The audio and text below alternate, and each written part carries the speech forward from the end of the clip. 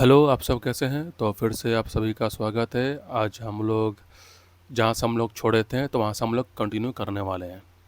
तो psychology chapter 1 का हम लोग रिव्यू क्वेश्चन कर रहे थे, जो कि पार्ट 1 में हम आपको अच्छा सा बता दिए थे। और आज का क्लास में हम लोग क्या करेंगे, पार्ट 2 यानी कि हम लोग जहाँ से हम लोग छोड़े थे, वहाँ से हम लोग शुरू करने वाले हैं। तो प्रीवियस क्लास में क्या हुआ था कि हम लोग क्वेश्चन नंबर 4 तक हम लोग उसको सॉल्व किया थे, और जितना हो सके उतना हम आपको समझाने का भी कोशिश किया था। और आज का क्लास में हम क्या करेंगे, क्वेश्चन नंबर 5 का जो क्वेश्चन है उसका हम आपको सॉल्यूशन हम आपको देने वाला है, ठीक है ना। तो देखिए, तो साइकोलॉजी चैप्टर 1 का जो रिव्यू क्वेश्चन है वो क्वेश्चन नंबर 5 क्या बोलता है, differentiate between a psychologist and a psychiatrist. और दूसरा क्या है, a counsellor and a clinical psychologist. तो पहला क्या है कि हम लोग को डिफ्रेंशिएट करना पड़ेगा ए साइकोलॉजिस्ट और एक साइकेट्रिस्ट में, ठीक है। उसके बाद जो बी वाला जो है, a counsellor and a clinical psychologist.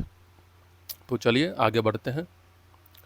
तो साइकोलॉजिस्ट और साइकियाट्रिस्ट के दोनों में क्या अंतर है, ठीक है ना।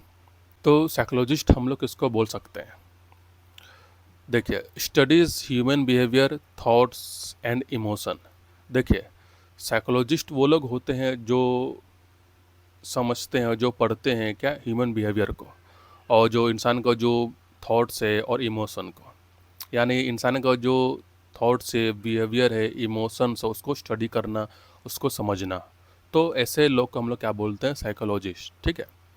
और साइकियाट्रिस्ट किसे कहते हैं, is a medical doctor who treats mental illnesses. यानी कि ये जो साइकियाट्रिस्ट जो होते हैं वो एक मेडिकल डॉक्टर होते हैं, जो कि जो इल पेशेंट जो होते हैं उनको ट्रीट करते हैं, उनका ट्रीटमेंट करते हैं, जो मेंटल के हिसाब से, मेंटल तरीके से वो बहुत बीमार होते हैं, ठीक है। और दूसरा अंतर देखिए, has a degree in A psychology, BA, MA, MSc, PhD in psychology, ठीक है। और दूसरा अंतर क्या है कि साइकोलॉजिस्ट के पास एक डिग्री होता है, जैसे कि BA हो गया, MA हो गया, MSc, PhD, ठीक है, लेकिन साइकोलॉजी में।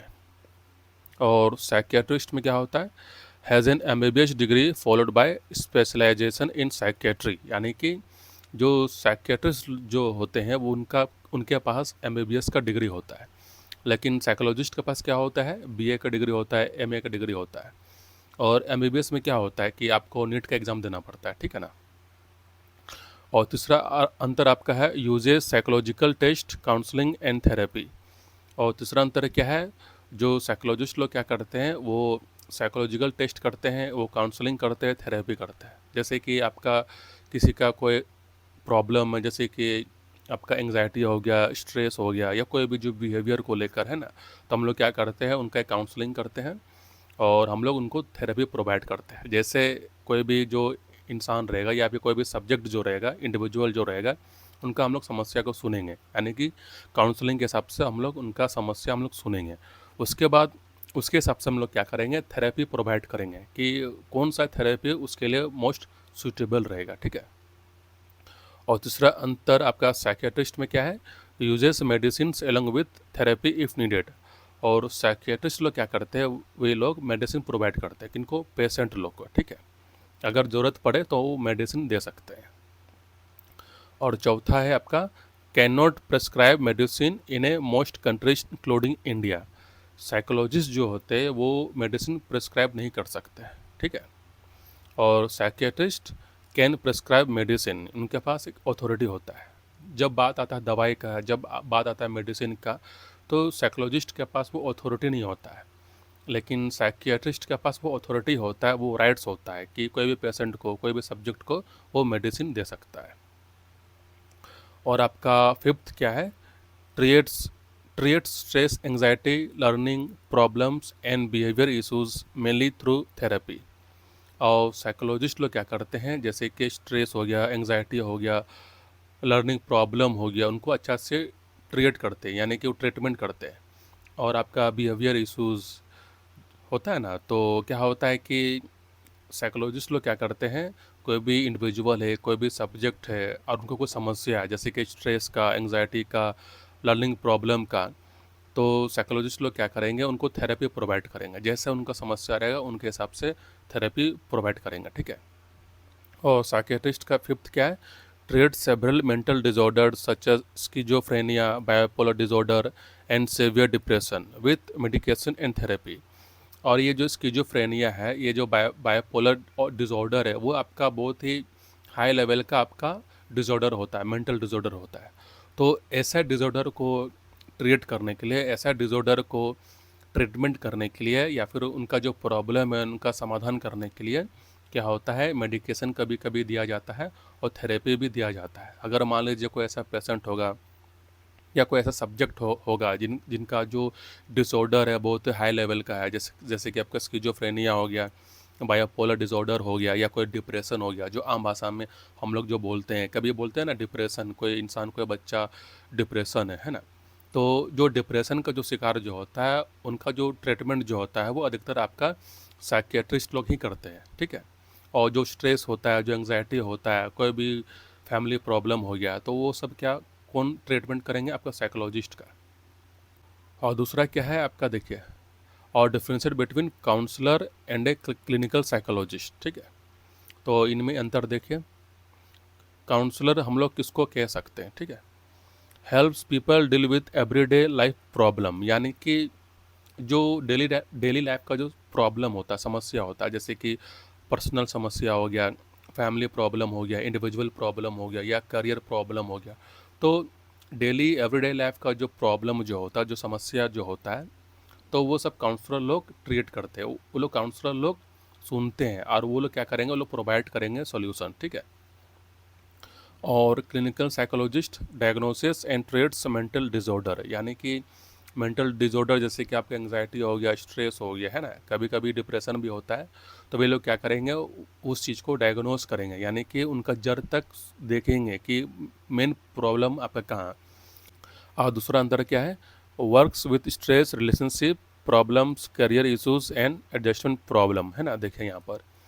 तो जैसे कि स्ट्रेस हो गया, रिलेशनशिप प्रॉब्लम हो गया, या करियर इश्यूज़ हो गया, या कोई भी एडजस्टमेंट प्रॉब्लम, यानी कि कोई इंसान है, कोई इंडिविजुअल है जो लाइफ में एडजस्ट नहीं कर पा रहा है ना, तो वो सब कौन देखेंगे, काउंसलर लोग देखते हैं, ठीक है। और क्लिनिकल साइकोलॉजिस्ट में क्या आ गया, works with anxiety, depression, OCD, phobias and other psychological disorder, जैसे कि मान लीजिए एंग्जाइटी का जो समस्या होता है वो कौन डील करेंगे, क्लिनिकल साइकोलॉजिस्ट। फिर डिप्रेशन भी, और डिप्रेशन में क्या होता है, कभी कभी साइकेट्रिस्ट लोग भी काम करते हैं, और उनके अंदर में क्लिनिकल साइकोलॉजिस्ट लोग मतलब एज असिस्टेंट की तरह काम करते हैं, ठीक है ना। फिर आपका ओसीडी हो गया, फोबियाज हो गया, जो हम लोग आम लाइफ में सुनते हैं ना, किसी को फोबिया होता है ना, जैसे कि किसी को हाइट का फोबिया होता है, किसी को आग से फोबिया यानी कि डर होता है, किसी को पानी से डर होता है ना, और कुछ साइकोलॉजिकल डिसऑर्डर है ना, तो कौन ट्रीट करेंगे, क्लिनिकल साइकोलॉजिस्ट लोग, ठीक है। Mainly provides guidance and counselling, जो काउंसलर लोग जो होते हैं वो क्या करते हैं, अधिकतर वो गाइडिंग प्रोवाइड करेंगे और काउंसलिंग करेंगे, है ना। गाइडेंस का मतलब क्या होता है कि वो अपना मुंह से ही सलाह देंगे, है ना, कि आपको ऐसा करना है, आपको ऐसा करना है, और कुछ रूटीन होगा, कुछ शेड्यूल होगा जो आपको बोलेंगे कि चेंज करने के लिए, इसको चेंज कीजिए, आपको ये करना होगा, वो करना होगा। अगर किसी को हेल्थ इश्यूज़ है तो वो मुंह से ही बोलेंगे कि आपको आपका जो रूटीन है, आपका जो हेल्थ डाइट है उसको चेंज करना होगा, आपको न्यूट्रिएंट को बढ़ाना पड़ेगा, है ना। तो वो क्या करेंगे, काउंसलिंग करेंगे, यानी कि वो मुंह से ही आपको गाइडेंस करेंगे, आपको सॉल्यूशन प्रोवाइड करेंगे, ठीक है। और क्लिनिकल साइकोलॉजिस्ट लोग क्या करेंगे, uses psychological test, diagnosis and psychotherapy, यानी कि जो साइकोलॉजिस्ट जो होते हैं, जो क्लिनिकल साइकोलॉजिस्ट जो होते हैं, वो क्या करेंगे, वो डायग्नोसिस करेंगे, यानी कि वो जड़ तक प्रॉब्लम को ढूंढेंगे कि कहाँ का प्रॉब्लम है, यानी कि सबसे पहले वो क्या करेंगे, वो सिम्टम्स को ढूंढेंगे, फिर उसके बाद क्या करेंगे, सिम्टम्स का कारण क्या है, उसका रूट कॉज क्या है, उसको फिर ढूंढेंगे, फिर उसके हिसाब से फिर क्या करेंगे, वो लोग साइकोथेरेपी प्रोवाइड करेंगे, यानी कि जिस हिसाब से थेरेपी हम किस हिसाब से दे सके ताकि वो जो सब्जेक्ट है या जो पेशेंट है उसका इलाज हो सके, ठीक है। और फोर्थ क्या है, usually works in schools, colleges, NGOs and organisation, तो काउंसलर लोग क्या करते हैं, वो कहाँ काम करते हैं, उनका एरिया कहाँ पर है, जैसे कि स्कूल में वो काम करेंगे, कॉलेज में काम करेंगे, मतलब कि आपको काउंसलर लोग देखने को मिलेंगे, है ना। एनजीओज़ में और किसी ऑर्गेनाइजेशन में या किसी कंपनी में, और usually works in hospitals, mental health clinics and rehabilitation centres. और क्लिनिकल साइकोलॉजिस्ट लोग मैक्सिमम कहाँ होते हैं? हॉस्पिटल्स में या मेंटल हेल्थ क्लिनिक्स में या फिर रिहैबिलिटेशन सेंटर्स में, ठीक है। फिफ्थ क्या है? Does not usually diagnose serious mental illnesses, यानी कि जो काउंसलर जो होते हैं वो क्या करते हैं, वो अधिकतर वो क्या करते हैं, वो कोई भी सीरियस जो प्रॉब्लम जो होता है, जो बीमारी जो होता है, वो लोग डायग्नोस नहीं करते। तो काउंसलर लोग क्या करते हैं, जो नॉर्मल जो डेली लाइफ का जो प्रॉब्लम होता है उनको सॉर्ट आउट करेंगे, और जो इलनेस होता है, जो मेंटल डिसऑर्डर जो होता है, वो कौन डायग्नोस करेंगे? आपका क्लिनिकल साइकोलॉजिस्ट लोग, ठीक है। और फिफ्थ आपका क्या है? Is train to assess and diagnose mental disorder, यानी कि जो क्लिनिकल साइकोलॉजिस्ट जो होते हैं वो उसी प्लेटफॉर्म के लिए, उसी एरिया के लिए वो लोग ट्रेंड होते हैं। इसलिए कोई भी सीरियस प्रॉब्लम होता है जो रिलेटेड टू इलनेस जो होता है, जो रिलेटेड टू डिसऑर्डर जो कि हाई लेवल का जो होता है, वो साइकोलॉजिस्ट जो होते हैं, जो क्लिनिकल साइकोलॉजिस्ट जो होते हैं, वो स्पेशली उसी के लिए ही वो ट्रेंड होते हैं। तो वे लोग क्या कर सकते हैं? डायग्नोस कर सकते हैं मेंटल डिसऑर्डर का, ठीक है। और क्वेश्चन नंबर 6 क्या है? देखिए, क्वेश्चन नंबर 6 क्या बोलता है? Describe some of the areas of everyday life where understanding of psychology can be put to practice, यानी कि एक सिंपल भाषा में अगर हम आपको बोलें कि कुछ एरिया बताइए जो हम लोग जो लाइफ को जो जी रहे हैं, जो एवरीडे लाइफ में जो भी हम लोग काम कर रहे हैं या फिर हम लोग उठना बैठना कर रहे हैं, तो उसमें से कुछ एरिया आप बताइए जहाँ पर हम लोग साइकोलॉजी का जो अंडरस्टैंडिंग है, साइकोलॉजी का जो पढ़ा है, उसको हम लोग यूज़ कर सकते हैं, यानी कि हम लोग एवरीडे लाइफ में हम लोग उसको इस्तेमाल कर सकते हैं, ठीक है ना। तो जवाब देखिए, psychology is the scientific study of human behaviour, यानी कि साइकोलॉजी क्या है? वो एक आपका साइंटिफिक स्टडी है, किसका? ह्यूमन बिहेवियर का और आपका मेंटल प्रोसेसेस का, ठीक है। It helps us understand how people think, feel and behave. और साइकोलॉजी क्या करता है? वो समझने का मदद करता है कि कोई भी इंसान, कोई भी इंडिविजुअल कैसे सोचता है, कैसे फील करता है और वो कैसे बिहेव करता है, ठीक है। The knowledge of psychology can be used in many areas of everyday life, यानी कि जो साइकोलॉजी का जो नॉलेज है, हम लोग हर किसी एरिया में हम लोग उसका इस्तेमाल कर सकते हैं। एवरीडे लाइफ में जो भी हम लोग अपना लाइफ में या फिर हम लोग लाइफस्टाइल में कुछ भी कर रहे हैं, तो हर चीज़ में, हर एरिया में, हर फील्ड में हम लोग क्या कर सकते हैं? साइकोलॉजी का जो नॉलेज है, साइकोलॉजी का जो स्टडी है, हम लोग उसको इस्तेमाल कर सकते हैं। तो सबसे पहला जो आपका एरिया होता है आपका एजुकेशन, यानी कि पढ़ाई, ठीक है। Psychology helps teachers understand the learning needs of students, ठीक है। यानी कि साइकोलॉजी क्या करता है? टीचर्स को मदद करता है कि कैसे कोई स्टूडेंट, कैसे कोई विद्यार्थी वो कोई भी स्किल सीख रहा है या कोई भी पढ़ाई कर रहा है, तो कैसे उसमें मदद आ सकता है। यानी कि साइकोलॉजी का जो नॉलेज है, साइकोलॉजी का जो स्टडी है, स्टडी जो होता है, उसको कैसे हम लोग स्टूडेंट्स में हम लोग इस्तेमाल कर सकते हैं, ठीक है। कोई भी बच्चा है, कोई भी विद्यार्थी को कोई पढ़ाई कर रहा है, तो अगर मान लीजिए कोई बच्चा ठीक से पढ़ाई नहीं कर पा रहा है या ठीक से वो समझ नहीं पा रहा है, तो कैसे साइकोलॉजी का जो नॉलेज है हम लोग उस एजुकेशन में हम लोग इस्तेमाल कर सकते हैं, ताकि कोई भी विद्यार्थी, कोई भी स्टूडेंट्स, उसका जो पढ़ाई है, उसका जो स्किल्स है वो आसान हो जाए, ठीक है। It improves teaching methods, motivation, memory and classroom management. तो साइकोलॉजी क्या करता है कि कोई भी जो टीचिंग मेथड्स जो होता है उसको इम्प्रूव भी करता है और मोटिवेशन भी करता है, जैसे कि मेमोरी हो गया, क्लासरूम मैनेजमेंट। कभी कभी होता है ना कि मान लीजिए कोई टीचर कोई भी सब्जेक्ट या कोई भी टॉपिक पढ़ा रहे हैं, ठीक है, तो बहुत कोई ऐसे विद्यार्थी होता है, बहुत कोई ऐसे स्टूडेंट्स होता है जो तरीका है वो टीचर का समझ नहीं पाता है। तो कभी कभी टीचर को क्या करना पड़ता है कि उसका जो पढ़ाने का जो टेक्निक है, पढ़ाने का जो मेथड्स है, उसको बदलना पड़ता है, उसको चेंज करना पड़ता है। तो वो कैसे चेंज करे और कैसे कौन सा टेक्निक को अपनाए, तो वो कौन हेल्प करता है? वो साइकोलॉजी हेल्प करता है। साइकोलॉजी का जो नॉलेज है वही हेल्प करेगा कि हम लोग टीचिंग मेथड्स को कैसे इम्प्रूव कर सकते हैं या टीचिंग मेथड को कैसे हम लोग और अच्छा से बना सकते हैं, ठीक है। और साइकोलॉजी क्या करता है? हर विद्यार्थी को, हर स्टूडेंट्स को मोटिवेट भी करता है, यानी कि मोटिवेशन, है ना। अगर मान लीजिए कोई बच्चा है, कोई विद्यार्थी है और उसमें कोई कमी है, पढ़ाई को लेकर या समझ जो कोई भी कुछ समझ नहीं पा रहा है उसको लेकर, तो टीचर क्या कर सकता है कि वैसे विद्यार्थियों को, वैसे स्टूडेंट्स को मोटिवेट भी कर सकता है। कि बहुत लोगों को पता नहीं होता है कि एजुकेशन का इम्पोर्टेंस क्या है, एजुकेशन क्यों इम्पोर्टेंट है, फ्यूचर के लिए क्यों इम्पोर्टेंट है। तो वैसे जो विद्यार्थी जो होते हैं, वैसे स्टूडेंट्स जो होते हैं, उनको मोटिवेट करते हैं ताकि हर बच्चा, हर विद्यार्थी को समझ सके कि एजुकेशन का इम्पोर्टेंट क्या है ना। और कभी कभी जैसे कि आपका मेमोरी हो गया, क्लासरूम मैनेजमेंट हो गया, कभी कभी बहुत लोग ऐसे बच्चे भी होते हैं, बहुत सारे ऐसे स्टूडेंट्स होते हैं जिनका जो मेमोरी जो होता है बहुत ही कमज़ोर होता है। तो अब एक टेक्निक होता है कि आप अपना मेमोरी को स्ट्रॉन्ग कैसे कर सकते हैं ना। और क्लासरूम मैनेजमेंट यानी कि क्लास जो है उसका जो मैनेजमेंट सिस्टम होता है उसको कैसे अच्छा इम्प्रूव कर सके, कैसे हम आसान बना सकें, है ना। जैसे कि आप क्लास में पढ़ाई करते हैं तो सिर्फ पढ़ाई करने से नहीं होता है, वहाँ का जो मैनेजमेंट है, वहाँ का जो बैठने का जो तरीका होता है, जो टूल्स होता है, जैसे कि आपका बेंच हो गया, चेयर हो गया, माहौल हो गया, इन्वायरमेंट हो गया, वो भी आपका अच्छा होना चाहिए, वो भी सूट करना चाहिए बच्चा लोग को, ताकि उसका जो पढ़ाई है उसको कोई प्रॉब्लम ना हो, कोई दिक्कत ना हो।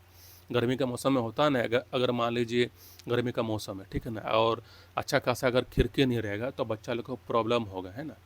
तो अगर अच्छा फ्रेश हवा आएगा तो इससे क्या होता है, आपका माइंड भी, यानी कि बच्चा का, विद्यार्थी का माइंड फ्रेश भी होता है उस अच्छा फ्रेश हवा के वजह से, ठीक है। It also help students improve their study habits and confidence.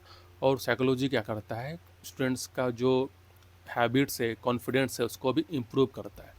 अगर साइकोलॉजी का जो नॉलेज है, अगर कोई बच्चा अच्छा से समझ जाए कि साइकोलॉजी का क्या इम्पोर्टेंट है, तो वो एजुकेशन के प्लेटफॉर्म में कोई भी बच्चा, कोई भी विद्यार्थी साइकोलॉजी का जो नॉलेज है उसका वो इस्तेमाल कर सकता है कि कैसे वो अपना पढ़ाई को लेकर और कैसे वो अपना कॉन्फिडेंस को बिल्ड कर सकता है साइकोलॉजी की मदद से। ये आपका पहला एरिया हो गया, ठीक है। और दूसरा एरिया है आपका फैमिली लाइफ, यानी कि फैमिली का लाइफ, मतलब कि पारिवारिक ज़िंदगी, ठीक है। Psychology helps family members understand each others feelings and behaviour. जो भी जो रिलेशन जो आपका जो होता है, जैसे कि फादर हो गया, मदर हो गया, भाई बहन हो गया, सिस्टर, है ना। तो क्या होता है कि अगर मान लीजिए अगर आप अपना फैमिली को अच्छा से अगर आप समझेंगे तो आपका जो फैमिली लाइफ जो होता है वो आपका बेटर रहेगा, वो आपका अच्छा रहेगा। कभी कभी क्या होता है कि जनरेशन गैप का वजह से क्या होता है, और कभी कभी अंडरस्टैंडिंग ना होने की वजह से भी क्या होता है कि आपका जो फैमिली लाइफ जो होता है वो अभी आपका अच्छा खासा नहीं रहेगा। कभी कभी होता है ना कि आज का जो समय जो होता है, बहुत सारे बच्चे लोग क्या करते हैं, वो अपने फैमिली से, यानी कि पेरेंट लोग से वो कनेक्टेड नहीं रहते हैं। आजकल का समय क्या है कि डिजिटल समय हो गया है, बहुत लोग आपका सेलफोन में बिज़ी रहते हैं, बहुत लोग आपका रील्स में बिज़ी रहते हैं। तो उससे क्या होता है कि पेरेंट का जो बॉन्डिंग जो होना चाहिए बच्चा लोग के साथ, वो बॉन्डिंग आपका बनता नहीं। तो अगर मान लीजिए किसी के पास साइकोलॉजी का नॉलेज है या साइकोलॉजी का वो पढ़ा है, तो वो जो पढ़ा है, वो जो नॉलेज है, उससे क्या कर सकता है, अपना फैमिली लाइफ को स्ट्रांग बना सकता है। यानी कि अगर कोई पेरेंट है, कोई फादर मदर है, कोई बच्चा है, अगर बच्चा बात करना नहीं चाहता है, तो अगर किसी के पास नॉलेज है साइकोलॉजी का, तो वो फादर, वो मदर क्या कर सकता है, वो अपना बच्चा को कन्विंस कर सकता है, वो अपना बच्चा को बता सकता है कि फैमिली लाइफ का इंपॉर्टेंस क्या है, वो साइकोलॉजी का पढ़ाई के हेल्प से, ठीक है। It improves communication, reduces conflicts, यानी कि क्या करता है, कम्युनिकेशन को इम्प्रूव करता है। फिर जो कॉन्फ्लिक्ट्स जो होता है ना, कि बहुत सारा कभी कभी लड़ाई भी होता है, कुछ भेदभाव भी होता है या मतभेद होता है किसी को ओपिनियन को लेकर, है ना।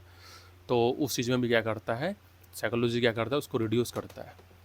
फिर आपका क्या करता है, and strengthens relationship between parents, children's and spouses, यानी कि जो रिश्ता जो होता है, जो रिलेशनशिप जो होता है, उसको भी मजबूत करता है। जैसे कि पेरेंट का रिलेशनशिप चिल्ड्रेन का, स्पाउस का, या फिर कभी कभी होता है ना कि अगर मान लीजिए पेरेंट का अगर रिलेशनशिप जो चिल्ड्रन के साथ जो होता है, जो बॉन्डिंग जो होता है, अगर वो मजबूत नहीं रहेगा तो वो एक दूसरे को समझ नहीं पाएंगे, है ना।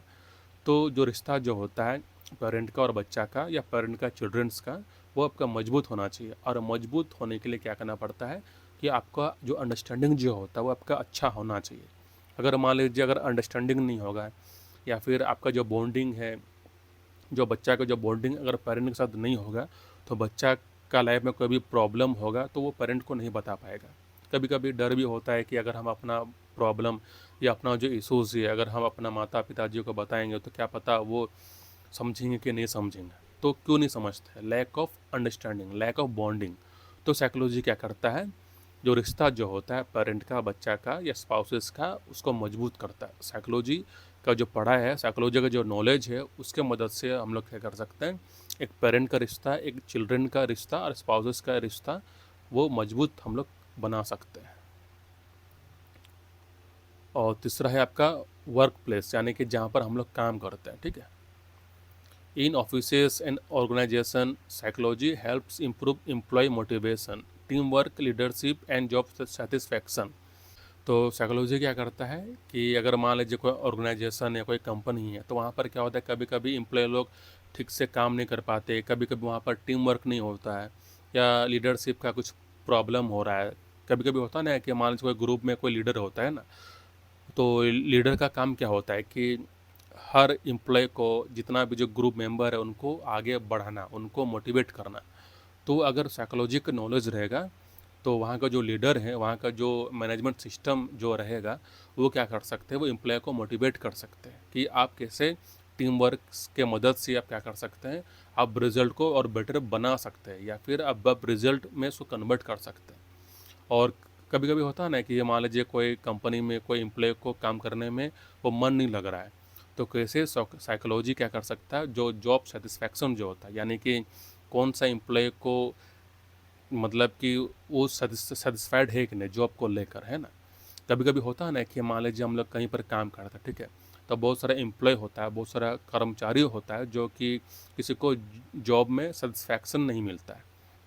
तो साइकोलॉजी क्या करता है, वही मदद करता है कि आपको एक अपॉर्चुनिटी देता है, आपको वो एरिया देता है, आपको वो रास्ता देता है कि कैसे आप अपना काम को ढूंढ सके, कैसे आप अपना जॉब को एक सेटिस्फैक्शन की तरह आप उसको सेलेक्ट कर सके। मतलब कि इसको आसान भाषा में अगर हम बोलें, कभी कभी क्या होता है ना कि मान लीजिए कोई कहीं पर काम कर रहा है, तो 1 महीना काम किया, 2 महीना काम किया, तो ऐसे करते करते क्या होता है कि कभी कभी कर्मचारी या कभी कभी एम्प्लॉय क्या क्या होता है कि वो अपना जॉब को लेकर वो परेशान हो जाता है, कि उसको कभी कभी लगता है कि इस जॉब की वजह से क्या हो रहा है कि हमको सेटिस्फैक्शन नहीं मिल रहा है। तो साइकोलॉजी क्या करता है कि वो मदद करता है कि आप कैसे अपना जॉब को लेकर आप सेटिस्फैक्शन आप फील कैसे कर सकते हैं।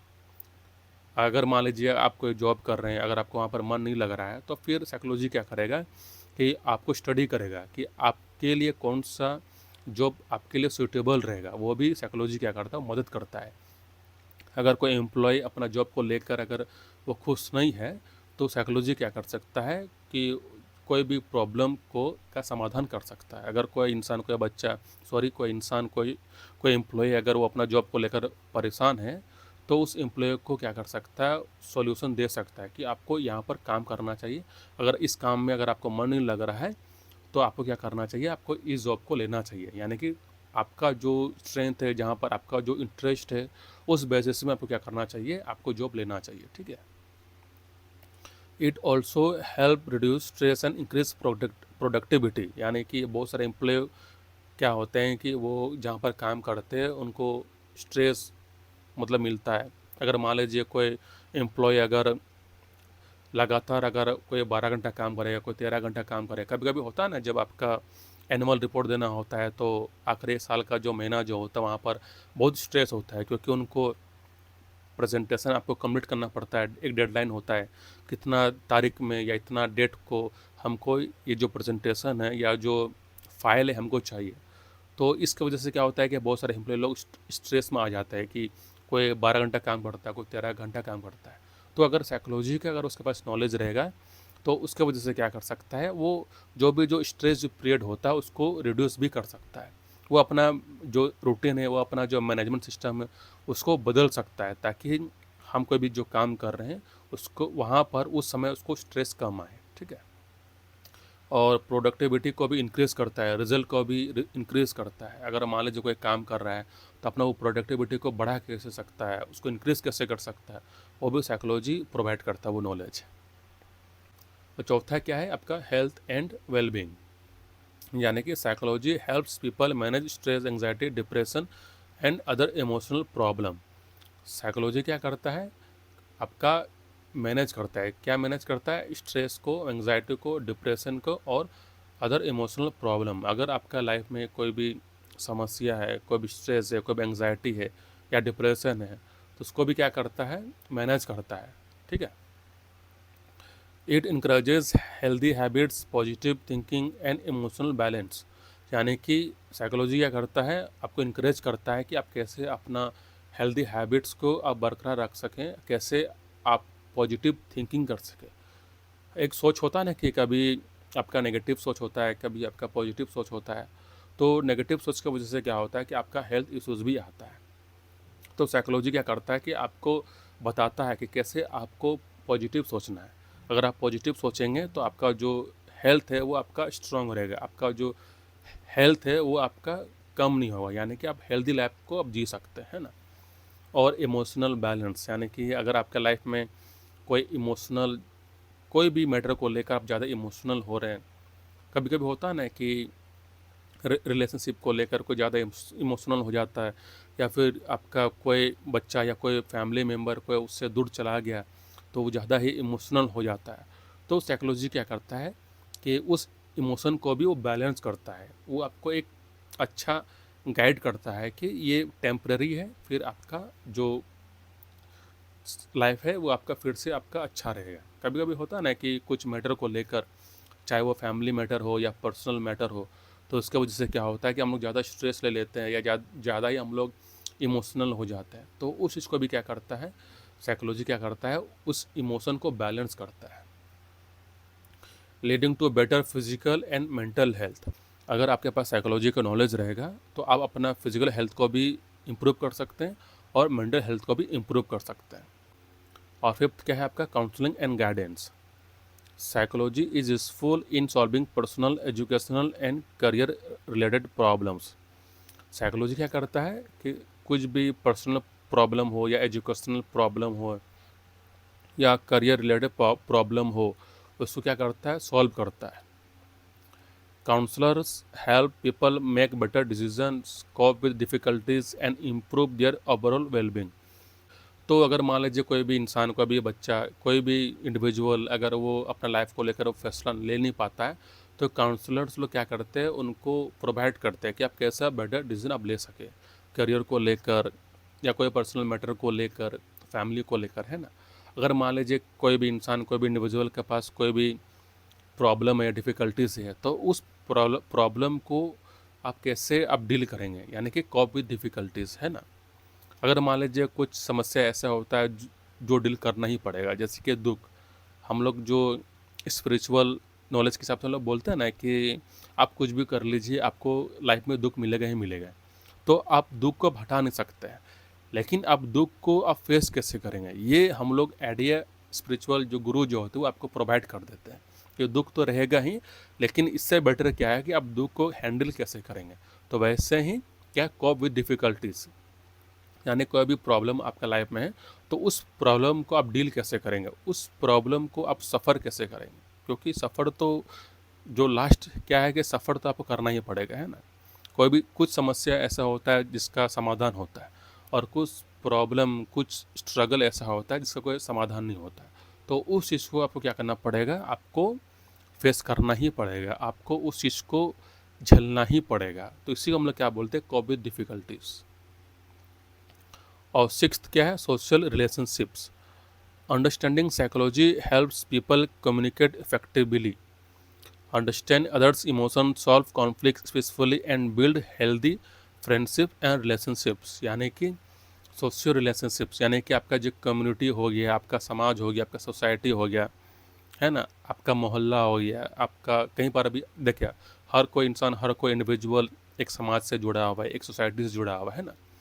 तो साइकोलॉजी क्या करता है कि आप समाज को भी समझ सकते हैं, आप लोगों को भी समझ सकते हैं, आप कम्युनिटी को भी समझ सकते हैं कि एक कम्युनिटी, एक समाज और लोग जो होते हैं, जो समाज में जो रहते हैं, वो लोग कैसे लाइफ को जीते हैं, है ना। अगर इस चीज़ को अगर आप समझ जाएंगे तो आपका जो सोशल रिलेशनशिप्स है वो भी आपका बेटर हो जाएगा। अगर आप दूसरों को समझने का कोशिश करेंगे, अगर आप दूसरों से हमको कम्युनिकेट कैसे करना है, तो वो आप समझ जाएंगे, तो आपको रिजल्ट बेटर मिलेगा। कभी कभी होता है ना कि मान लीजिए कोई समाज में या कोई कहीं कम्युनिटी में या फिर कहीं ग्रुप डिस्कशन हो रहा है, तो वहाँ पर कॉन्फ्लिक्ट्स भी होता है। मान लीजिए किसी का ओपिनियन हो रहा है, तो उसमें से कुछ लोग रहेंगे कि ये बोलेंगे कि ये आप जो बोल रहे हो वो गलत है, कोई इंसान ये भी बोलेगा कि आप जो बोल रहे हैं वो ज़्यादा ही गलत है। तो वहाँ पर क्या होता है कि जब डिबेट होता है तो कॉन्फ्लिक्ट होता है। तो अगर आपके पास साइकोलॉजी का नॉलेज रहेगा तो उस ग्रुप में आप क्या कर सकते हैं, आप मैच्योरिटी के साथ आप कॉन्फ्लिक्ट को कम भी कर सकते हैं, है ना। अगर कोई ओपिनियन बता रहा है तो अगर मान लीजिए उसका जो ओपिनियन है, उसका जो डिबेट है, अगर वो गलत भी है तो आप एक अच्छा तरीके से या अच्छा मेथड के इस्तेमाल से आप क्या कर सकते हैं, उस मैटर को आप सॉल्व कर सकते हैं। अगर मान लीजिए कोई गलत बोल रहा है तो गलत बोलने का जो तरीका है वो आपको आना चाहिए कि अगर किसी को आप डायरेक्टली आप ब्लेम नहीं कर सकते। उससे क्या होता है कि उसको प्रॉब्लम होगा, यानी कि आप किसी को टारगेट कर रहे हैं तो इससे क्या होता है कि उसको दुख होगा। तो अगर मान लीजिए कोई प्रॉब्लम, कोई भी मतलब कि अगर कोई गलत बोल भी रहा है तो उसको आपको इनडायरेक्टली उसको बताना है, उसको समझाना है कि हाँ आप जो बोले एकदम बिल्कुल सही है, लेकिन इस जगह में, इस पर्टिकुलर जगह पर आप थोड़ा सा मिस्टेक कर रहे हैं। तो अगर मान लीजिए कोई गलत है तो उसको गलत साबित करने का एक तरीका होता है, ताकि आप जो बोले आपको बुरा भी ना लगे और जिसको आप बोल रहे हैं उसको गलत भी ना लगे, यानी कि वो समझ भी जाए कि हाँ हम जो बोले वो गलत है ना। तो अगर साइकोलॉजी का नॉलेज रहेगा तो आप कोई भी कॉन्फ्लिक्ट्स जो होता है उसको आप आसानी से आप उसको सॉल्व भी कर सकते हैं एकदम शांतिपूर्वक से। और आप क्या कर सकते हैं, आप हेल्दी फ्रेंडशिप भी रख सकते हैं। कभी कभी समाज में क्या होता है कि आप दोस्ती यारी करते हैं ना, तो अगर आप डायरेक्टली किसी का दोस्त का बुराई आप कर देंगे तो आपका फ्रेंडशिप भी ख़राब हो सकता है, आपका रिलेशनशिप भी ख़राब हो सकता है। तो एक साइकोलॉजी क्या करता है कि आपको एक तरीका देता है, आपको एक टेक्निक देता है कि आप कैसे आप उसका जो बुराई है उसको आप बता सकें ताकि उसको ख़राब ना लगे, है ना। तो ये भी साइकोलॉजी प्रोवाइड करता है ऐसा नॉलेज। सेवेंथ क्या है, sports. Sports psychology helps athletes improve concentration, confidence, motivation and performance. और स्पोर्ट्स में क्या करता है कि एथलीट्स को इम्प्रूव करता है कंसंट्रेशन में। कभी कभी होता है ना कि बहुत सारे जो प्लेयर जो होते हैं, जो एथलीट्स जो होते हैं, उनका जो कॉन्फिडेंस लो हो जाता है, उनका जो फोकस है लो हो जाता है। मान लीजिए कोई एथलीट से रेस कर रहा है, भाग दौड़ में वो पार्टिसिपेट किया हुआ है, तो कभी कभी कॉम्पिटिटर को देखकर वो उनका जो कॉन्फिडेंस वो कम हो जाता है। तो साइकोलॉजी क्या करता है, मदद करता है कि आपका जो कॉन्सेंट्रेशन है उसको कम नहीं करना है, आपका जो कॉन्फिडेंस है उसको कम नहीं करना है। और साइकोलॉजी क्या करता है, वह उस समय में, उस हालात में क्या करता है कि आपको मोटिवेट भी कर सकता है, आपका जो परफॉर्मेंस है ताकि वो बिगड़े नहीं, है ना। जैसे कि मान लीजिए आपका एक कोच है, अगर कोच के पास वो साइकोलॉजी का नॉलेज रहेगा और एथलीट्स डर रहा है या फिर एथलीट्स का जो कॉन्फिडेंस लेवल घट रहा है और और कोच को लग रहा है कि उसका जो परफॉर्मेंस है उस पर असर आ सकता है, तो अगर कोच के पास वो साइकोलॉजी का नॉलेज रहेगा तो एथलीट्स को समझा सकता है, बता सकता है कि तुम कॉम्पिटिटर को मत देखो, तुम अपना कॉन्सेंट्रेशन को इम्प्रूव करो, तुम अपना देखो, अपना कॉन्फिडेंस को देखो, अपना परफॉर्मेंस को देखो। तुमको क्या करना है कि तुमको अपना बेस्ट देना है, ये मत सोचो कि कॉम्पिटिटर कैसा है, कितना स्ट्रांग है, वो नहीं देखना। अगर कोच के पास अगर साइकोलॉजी का नॉलेज रहेगा तो ठीक है। और इससे क्या होता है कि एथलीट्स का परफॉर्मेंस भी आपका बढ़ता है, यानी कि इम्प्रूव होता है। It also teaches them how to handle pressure and overcome fear of failure, यानी कि क्या साइकोलॉजी क्या करता है, वो टीच भी करता है कि आप कैसे अपना जो फेल्योर है उसको कैसे आप उसको ओवरकम कर सकते हैं। यानी कि बहुत सारे ऐसे लोग होते हैं, बहुत सारे ऐसे स्पोर्ट्स पर्सन होते हैं, प्लेयर्स होते हैं जो हारने के बाद वो बहुत ही फेल्योर महसूस करते हैं, यानी कि वो प्रेशर को झेल नहीं पाते हैं। तो देखिए जो स्पोर्ट्स है, क्रिकेट है, फुटबॉल है, सब एक गेम होता है ना। तो गेम का भी एक दो साइड होता है कि अगर एक साइड कोई जीतेगा तो दूसरा साइड हारेगा भी। तो ये आपका सच है, ये आपका ट्रूथ है। अगर कोई जीतता है तो उसको वेलकम करना चाहिए, उसको और खुशहाली के तौर पर या फिर उसको एक अच्छा खासा शुभकामनाएं देना चाहिए। लेकिन अगर मान लीजिए कोई फेल हो जाता है, यानी कि कोई दूसरा साइड का प्लेयर अगर हार जाता है, तो उसको भी डिमोटिवेट नहीं करना है, उसको भी इनकरेज करना है कि आपने बहुत अच्छा कोशिश किया, आपने भी बहुत अच्छा मेहनत किया, आपने भी बहुत अच्छा एफर्ट लगाया। तो साइकोलॉजी क्या करता है कि आपका फेलियर को भी घटाता है, आपको महसूस नहीं होने देगा। क्योंकि हर जो स्पोर्ट्स से एक गेम ही है ना, तो उसको भी एक गेम की तरह ही ट्रीट करना है। लेकिन रियलिटी क्या होता है आपको बहुत अलग होता है, आपको तो पता ही है, ठीक है ना। और एट्थ क्या है, इन्वायरमेंट, यानी कि माहौल। Environmental psychology encourages people to protect nature by promoting eco friendly behaviour.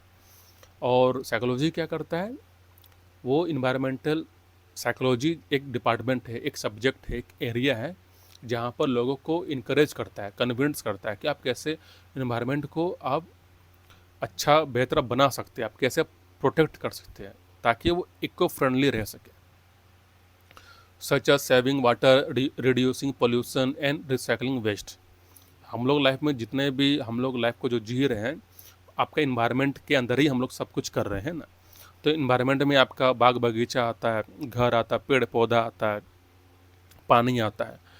तो इन्वायरमेंटल साइकोलॉजी क्या करता है कि आपको एक ज्ञान देता है, आपको एक नॉलेज देता है कि कैसे आप इन्वायरमेंट के बीच में रहकर आप इको फ्रेंडली बिहेवियर को रख सकते हैं। अगर मान लीजिए कहीं पर पानी का कमी है तो आप पानी को बचा सकते हैं ताकि आप इन्वायरमेंट को बचा सके, आप सेव कर सकें, है ना। पोल्यूशन का मतलब ये नहीं है कि साउंड पोल्यूशन या फिर आपका ट्रैफिक का पोल्यूशन जो होता है, नॉइज़ जो होता है, जो जो हॉर्न जो होता है। पोल्यूशन का मतलब जैसे कि वेस्ट पोल्यूशन, हर सोसाइटी में, हर मोहल्ला में क्या होता है कि आपका कचरा भी होता है ना। तो हम लोग क्या करते हैं, डेली सुबह सुबह हम लोग कचरा फेंक देते हैं, जिसकी वजह से क्या होता है कि पोल्यूशन उससे भी होता है, वेस्ट प्रोडक्ट, है ना। तो इन्वायरमेंटल साइकोलॉजी क्या करता है कि आपको अच्छा शिक्षा देता है कि कैसे आप वेस्ट प्रोडक्ट को आप कैसे रिसाइकिल कर सकते हैं ना।